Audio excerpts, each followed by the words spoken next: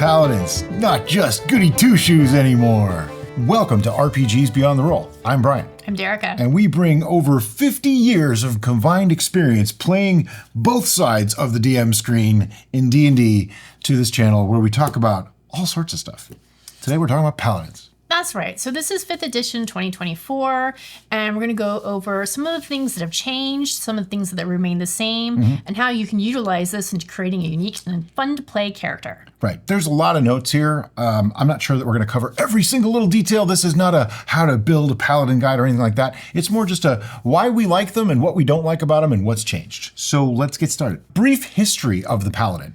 They used to be, you had to be lawful good only. Now that changed in 5e in general, but in older editions, they were lawful good. You had to be like the uber good. And it wasn't just like lawful good, it was like Paladin lawful good. It was almost like a separate alignment.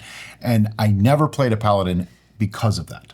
It was so restrictive and so straight and narrow. There was no shades of gray. It was either black or white. Yeah. So it was... And if you had anybody in your party that wasn't on the same side, it was really, really hard. It created a lot of strife within parties, and I don't think that was the intent, but it just was so hard to play correctly. Now, a lot of people played it a little more loose, and if the DM went along with that, that's totally fine. But the original build for Paladins was they never, ever turned the other cheek. They always fought for what they believed was right, and what they believed was right was written in stone. Yep, and they would fight until they died, and they would call anyone else a coward if they didn't do it too. And it's like, really?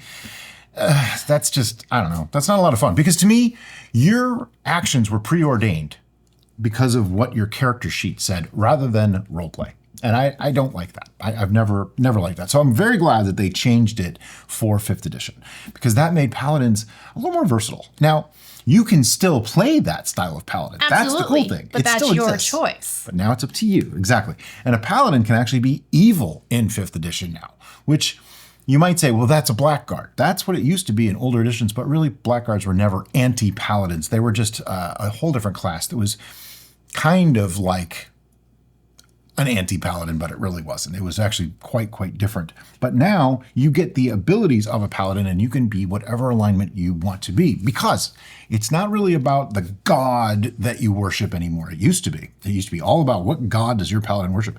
Now it's the oath that you take. And I like that even better because that oath, what you swear to uphold gives the power to that character. And I think that's actually a pretty cool concept.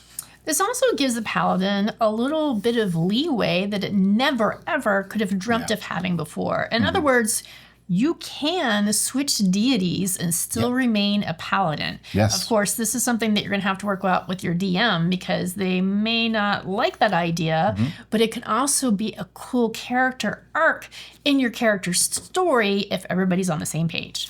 The first thing that I would suggest, though, is if you're going to play a Paladin in 5th edition, make sure that the other players you're playing with and your DM understand that very huge difference from older versions to now. I still hear people talk about, even in 5th edition D&D, that Paladins are the ultimate goodly holy warriors, and it's just not true anymore.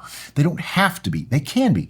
But if you are making a player uphold those kind of things, and they're trying to play somebody that's a little more subversive to get things done, even though they're still a holy warrior and playing by their oath, you're making it harder on the player than it needs to be. Or you're making it harder on your DM by playing that way if they don't understand. So a little communication goes a long way when it comes to D&D. So things that stayed the same too are Divine Smite and Lay on Hands are still core features of the class. They're still there, have not gone away. The way you use Smite is a little bit different now. I'm not happy that they did it, but I accept it. I don't have to like it, but it's fine. So let's talk about the changes now that we've gone over some of the things that stayed the same. Some of the notes that I was reading for research said that they now use the same prepared spell list setup like clerics do. Well, I thought they always did. So I didn't really think that that was so much of a change, but some people were saying that that changed. They made Smite spells different. And here's what's different. It used to be where a paladin gets their attack, right? And over time, as higher levels, you get extra attack, which means you can have 2 attacks. And you used to be able to add a smite to each attack, and it was just part of your action economy to be able to do it. Now they made it a bonus action spell. That means you can only do it once per turn. And that's where some people really had a problem with it, myself included, because if I want to waste up all my spell slots in Nova in one turn, I should be able to do that. But it did kind of make the Paladin a bit overpowered compared to other classes, sort of, but only if you use that in ways that it was never intended. If you only had the 2 attacks as a Paladin, it wasn't that big of a deal. But what if you only took, say, 2 levels of Paladin and 18 levels of Fighter? Now you have three attacks plus action surge. You could potentially do 6 Divine Smites in one turn, and there's multiple ways to do more. Monks had another way to do it. So that's where, yeah, you could get overboard with it, but honestly, you're only going to have like 2 spell slots if you do that. So it's not really that great of a way to go, but there's a lot of ways that it got. Essentially, you could get super, super huge Nova strikes in one turn, and I get it. I guess it's okay. It does kind of make the idea that I've always had of the 2-weapon fighter paladin doesn't really work, because now you have to either use your bonus action to make the attack or your bonus action to do the smite. So that I don't like. What I do like, though, is that you automatically have it as a prepared spell starting at level 3. But at level 2, you can take it as a spell, Divine Smite, that is. So you can use your spell slots for Divine Smite when you're at level 2, but at level 3, you automatically have Divine Smite, which means you just got another spell slot or spell ability, like another spell you can choose for your spell list, which is actually really cool. But also, you get a free use of Divine Smite at that level. So it's kind of like you get an extra spell to be able to use, and you get an extra spell slot once per day just for Divine Smite. Really, really cool stuff. I think what they might have done is they balanced it a little bit better, because Paladins were always like a martial class that could also use some magic. And I feel like maybe making that a bonus action instead of part of just a pull it out of thin air action balanced it a little bit better, maybe. I don't know. It feels weird to me that it used to be that way. Like, I look at it now and I go, that doesn't make any sense why it would be. But the power gamer in me says, I really wish it was still that way. Now, balance in general is a tricky thing in Dungeons & Dragons or any role-playing game, and that's why they keep coming out with new editions, because they want each character to have their own flavor and their oe Well, they want to sell more books, too. Special shiny thing, but they also want one class not to outshine another class. Right. And that's one thing that they did really well in 5e is they balanced the classes a lot better. But in 2024 5e, it's even more so. Yeah, they tweaked it. Yeah, it's really, really hard to play a bad class now. It used to be where some things were always more powerful. And, no matter what anybody says, wizards are always going to be overpowered, in my opinion. We will talk about wizards in another video, because I have things to say. Paladins have always been the martial class that has Divine Smite, can do a little bit of healing, and they were always the goody two-shoes of the party. And a lot of people would roll their eyes as soon as they found out somebody was going to play a Paladin. Not so much anymore. So that's cool. Some of the things that they changed are about their channel to divinity, too. Right. Now they're more unified across the board, and you get them back after a short or long rest. So that's nice. It lets you use them a little bit more often. We don't generally do the two short rests a day and 1 long rest and 8 encounters per day. We don't do any of that crap when we play D&D. That's just dumb to me. That's regimented and restrictive, and we just play.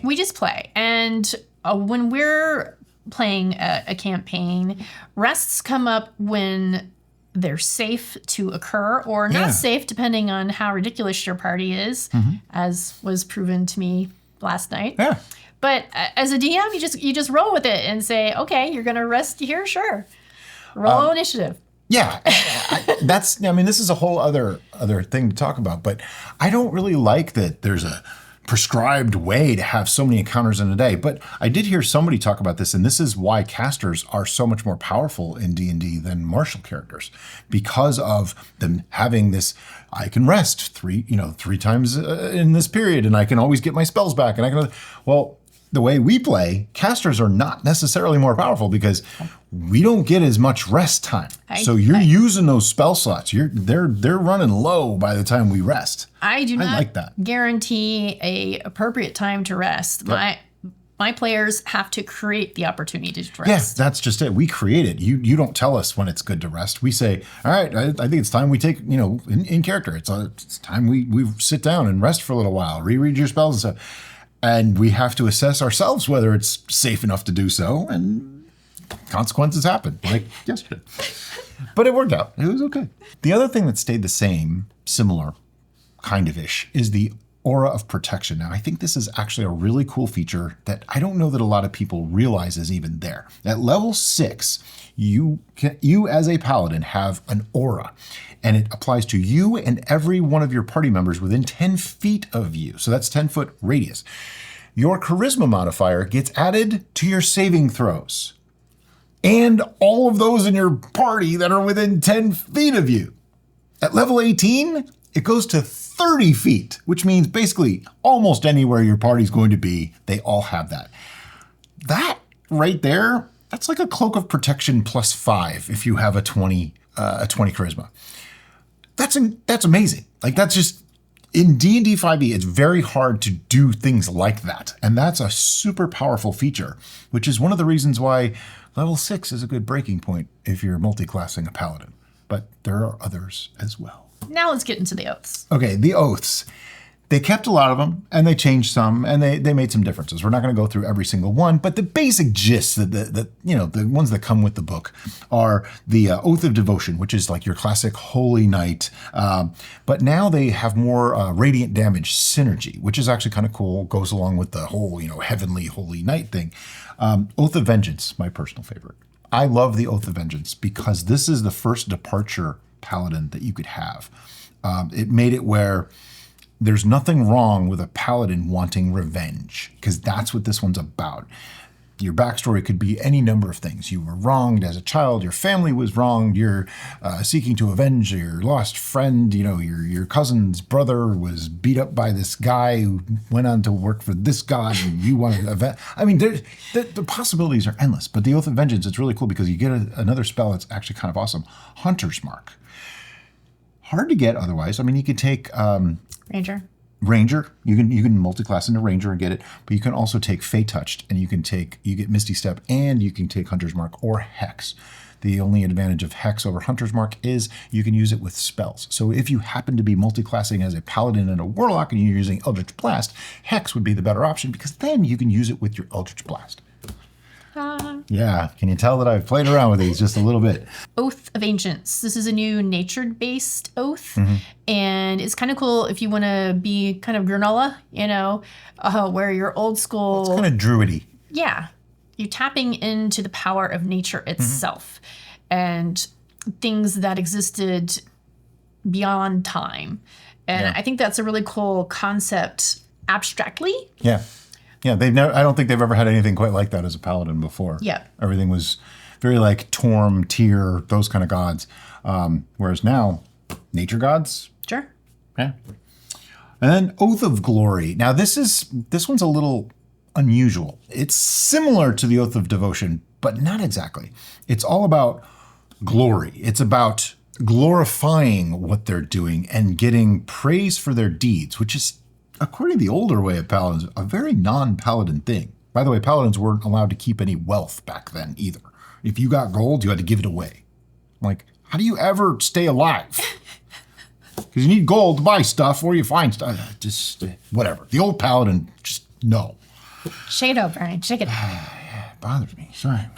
I want to talk about some of the things that paladins get as class features before we go too much further, because now we're up to like the role play aspects of it. But I wanted to talk about some of the stuff that they get, and this is where there's some break-off points that are really great, in my opinion, for when to multi-class into other things.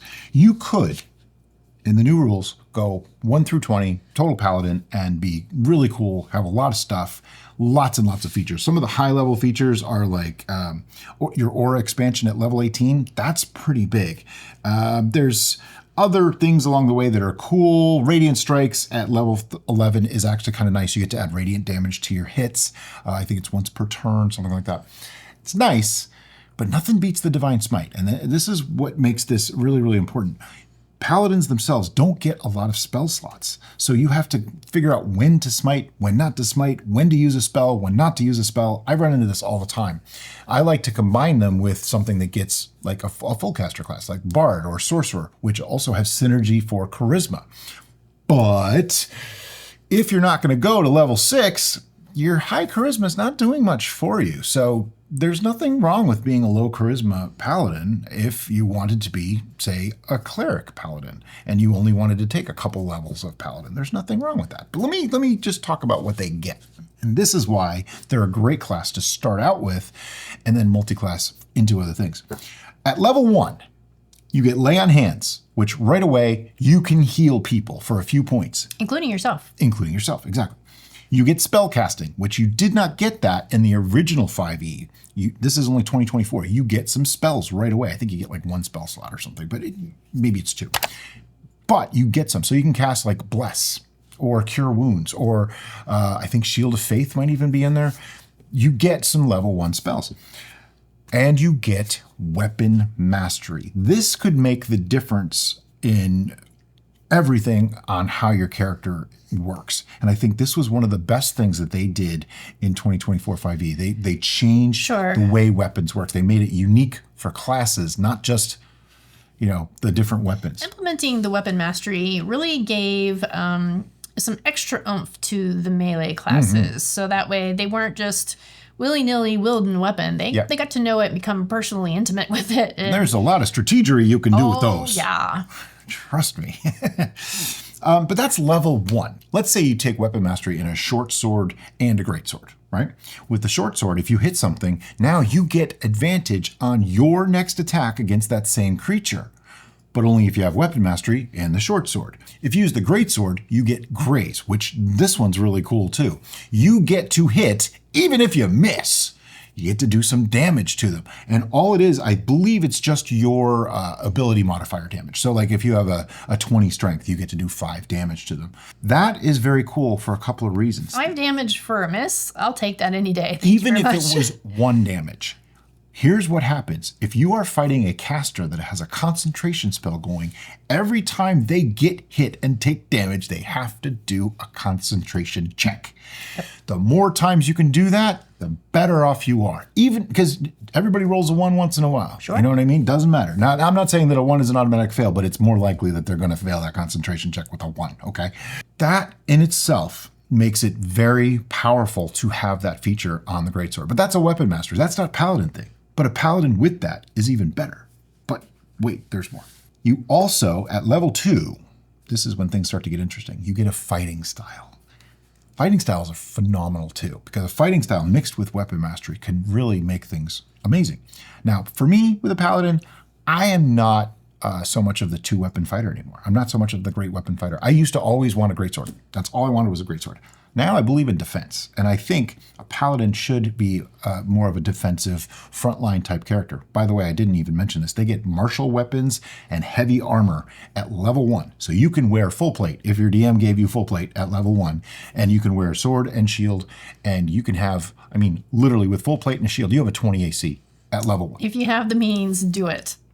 Even with just chainmail, you have an 18 AC, and that's with the gear you get as a paladin. That's amazing. 18 AC at level 1. Wow. Fighting style. This is where you have a bunch of choices. And my favorites are, if I'm going to use a sword and board, I want to take dueling. It gives me an extra 2 points of damage on that long sword or rapier or short sword. Let me just explain how powerful that actually is. If you use a great sword, you have 2d6 damage, right? Average of a d6 is 3.5. Okay, so 3.5 plus 3.5, 7 points average damage with a great sword. That's average. Now, it does max, it's 2 to 12, but 7 average. If you use a longsword, it's normally 4.5. But if you have dueling, it's 6.5. You are literally only doing a 0.5 point average damage less with a longsword than with a great sword, but you also have plus 2 AC. Because you have a shield. Yeah.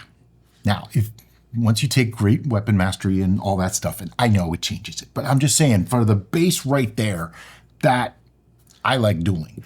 If I'm not going to take dueling, I'll take defense. get that +1 AC, because there's not a lot of ways to get free AC in 5th edition. Yep. So remember when I said you'd have an 18 to start? Well, you'd have a 19. And somehow if you got full plate, you'd have a 21 AC with no magical gear. That's awesome. Get yourself a cloak of protection along the way and you got 22 AC. Now just get a +1 shield, you have 23 AC. +1 shield is much harder, much easier to get than +1 full plate. Yeah. Just saying. So, I mean, see, this is the way I do things, though. I love defense and having high armor class and being hard to hit, and I love it. I love it. We won't even get into defensive duelists, which is a whole other thing. So that's at level 2, all the things you have. When you get to level 3, this is where you get Channel Divinity, and you get to choose a subclass. I mean, right there at level 3, that's where I stopped. My latest character, she is a rogue paladin, and she's an arcane trickster rogue, and 3 levels of paladin. Well, she doesn't have 3 yet. She has 2 right now. She'll have 3 levels of paladin, and that's it, 17 levels of rogue. So the burst damage, she has 1 attack per round, but she also has a familiar already because she can cast that spell. So I can get sneak attack every time because my familiar sits on my shoulder, right? But here's where smites come in useful. And I'm not going to go through the rest of this because there's a lot of stuff here, but I'll get to that in a second. The major ones are at level 5, you get an extra attack. At level 6, you get those auras of protection.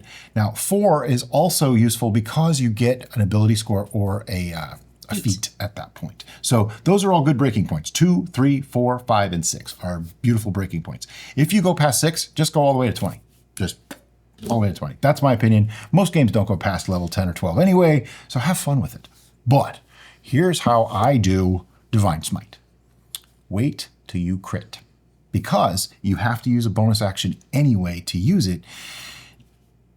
You only get 1 per turn, and you don't have a lot of spell slots, most likely. So if you use your Divine Smite on a crit, because the way crits work, rules as written, every die that you roll, you get to roll twice or double, whichever way your table is doing it. I forget how the rules are actually written, but it's double the dice. So that means if you used, say, a 3rd level spell slot to do a Divine Smite, you would get 2d8 for 1st level, 3d8, 4d8 for a 3rd level spell slot, right? So 48. That means it's now 8d8 because it's a crit. You already do extra damage from the crit, but now it's 8d8. And that's where my Rogadin comes in really handy because now her sneak attack dice get doubled too. So yeah, the damage just gets nuts. But this is where, to me, I think being a partial paladin is easier to roleplay too. And that segues into the roleplay aspect of being a paladin. Like how I did that, just smooth right in there. So we're going to start with oaths and how lots of times when we're building a paladin character, we're going to decide the oath straight up front. Yep. That's the first thing that we're going to choose. Because that is the defining aspect of why they're a paladin. Right. And so that's going to help with the backstory. That's going to help with character development, personality development, all that stuff based on that oath. That is the question that you ask. What is motivating me? Right. And that's another aspect that's interesting. No other class really has this ingrained so much as the paladin, because their oath also defines their personality to some extent, because it defines how they feel about things, how they think about things, their beliefs, their motivations, as she said. That's just not normal for most classes. Like it's not usually that tight of a constraint. And that's why when we're considering a paladin, the oath is first, because everything else falls in place after that. Yep. One thing that they did change that I kind of like is that now if you break your oath, there's other ways to handle it. And it's largely up to the DM, really. But in the past, you would be a fallen paladin, which essentially meant you were a fighter with nothing. You lost all your spells, all your special abilities, everything. And you were just a fighter until you somehow redeemed yourself, which in some cases was virtually impossible to do.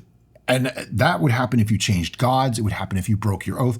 And I mean, it could be as simple as in the olden times, you are one of those goody two-shoes paladins. You think that the suspect you have in front of you is guilty. You believe he's guilty. There's evidence saying he's guilty. Everything about it says he's guilty. So you play judge and jury and executioner as you believe it's your right to do. And you execute him, only to find out He was set up. He wasn't guilty. You're now a fallen paladin. You're no longer a paladin, even though you did everything correctly, even according to your own ideals. Yeah. That's just one example. And there's a lot of ways that it can happen that isn't even your fault. But yeah, just no, I hate that. Now it's a lot different. And even in things like that, it's almost like you get a free pass once in a while too. They're a lot more forgiving of paladins breaking their oath because they're human. That's just it. They're still human. They just hold themselves to these ideals.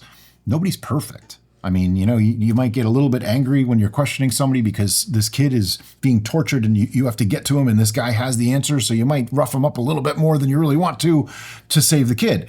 That's breaking an oath, depending on the type of paladin you are. I guess in this context, we really need to say that they're only humanoid. Oh, yeah. They're people. They're only people. They're not gods. There you go. What I'm getting. There you go. They're not, well, if they're Asimar, they're sort of divine. I mean, not exactly, but kind of. But I think the flexibility of it is nice. And this was where my idea of having a partial paladin, like a few levels of paladin, makes it even easier because it's kind of like being paladin light. So they still have the oath and they still believe strongly in that oath. But it's not like that is all they are. There's more to them. Like Vicky, my rogue, she is a rogue paladin. Now, she believes strongly in her paladin ideals and things like that, but she's got the skills of a rogue. Now, she's not a thief by any means. She's not even evil or anything like that. She's just really good at sneaking around. She likes being a little bit silly and playing tricks. That's why the arcane trickster came in. And she had a little magic ability. And to work around or work with that, he chose the deity of Timora. So that way it totally fits with that deity. Fortune favors the bold. Yeah. But also, she had a traumatic experience as a child, and that is where the oath of vengeance comes in. So she is trying to find out what happened, and she is looking for the people that did that to her family.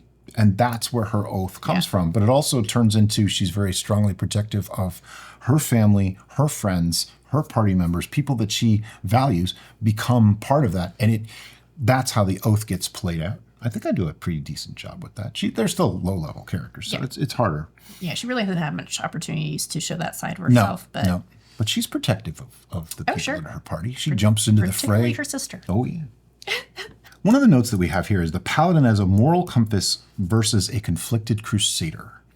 And this is kind of what I was hinting at earlier. Yeah. That they don't have to be the goody two-shoes of the group, but they can be. They could also just believe in a thing, like they don't believe in people picking on orcs. If that's what your oath is, that's what your oath is. I'm not going to judge, I'm not going to oath shame. Say that's the thing that they believe in. So when someone does that, they become the, noble crusader to protect orcs from being picked on for some reason. I don't know. I just made it up. Okay. Here's one for you. Tips for GMs. I'd make oaths meaningful in your world. So what I like to do for our session 0 is that we all get together and talk about expectations and what are important to the players. And that way I can take that information and implement it in the game, regardless of what campaign we choose. Right. For me, it's more about the story that the characters are building rather than the story that the campaign already built, if that makes sense. So the campaign is just a spine, a backbone. It's a guideline. And it's like the pirate's code. The flesh is the characters and their story.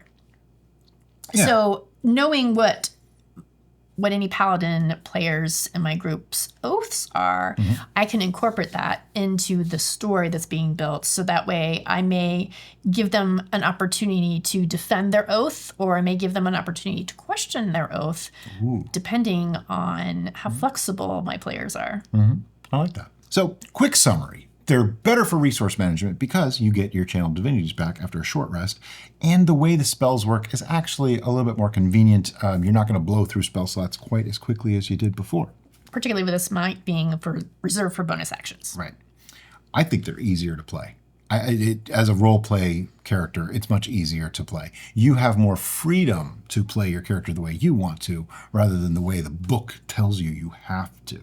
They have more room for creativity and smite plus spell use, so that way you're not just pigeonholed to be a smiter. You smite, and all you do is smite. Now you can reserve that smite, as Brian was suggesting, for when you crit, and use some of your spells instead, and also get in close and personal with your melee weapon, particularly with that mastery, because depending on what you chose, you might have some neat things that you can do.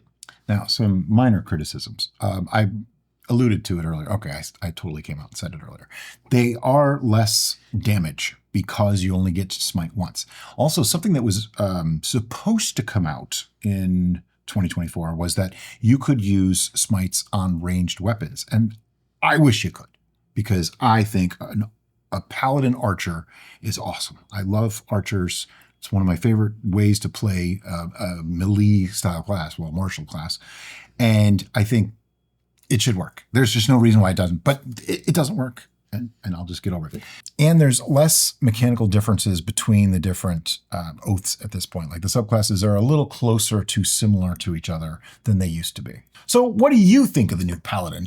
Have you played it yet? Do you like the multi-class idea, or do you go all the way through? And, give us some ideas on how you like to play Paladins and what's your favorite oath. As always, may the rolls be ever in your favor. And thanks for watching, and have a great day. Bye-bye.